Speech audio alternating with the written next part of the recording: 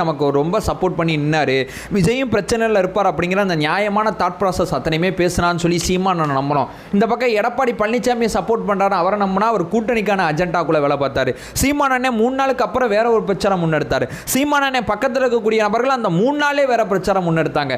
எல்லாத்தையும் பார்க்கும்போது என்னையா எல்லாரும் சேர்ந்து இப்படி ஒரு மனுஷனை டார்கெட் பண்ணுறீங்க, அவங்க சுய தேவைக்காண்டி இந்த மாதிரி நடந்துக்கிறீங்களே, இந்த இடத்துல யாருமே எங்களுக்கு பக்கபலமாக துணையாக நிற்கலையே, உண்மை எதுங்கிறத நாங்கள் நீதிமன்ற வகையில் போய் தான் பேசி சால்வ் பண்ணிக்கிட்டு இருக்கோம், நீதிமன்றத்தில் மட்டும்தான் எங்களோட வாத பிரதிவாதங்கள் அத்தனையும் வச்சுக்கிட்டு இருக்கோம். ஆனால் அந்த பொது வழியில் எல்லாருமே தன்னுடைய சுயலாப அடிப்படையில் முடிவெடுக்கிறீங்களே அப்படிங்கிற வருத்தம் இருக்கும்போது இன்னைக்கு ஏகே சமுதாயத்தில் நிறைய விஷயம் இருக்குங்க. கூட்டம் காமிக்கிறது மாசு கிடையாது, அதுக்குன்னு ஒரு திரைத்துறையை சேர்ந்தவங்களுக்கு கூட்டம் கூடுறதுங்கிறது இயல்பான ஒன்று.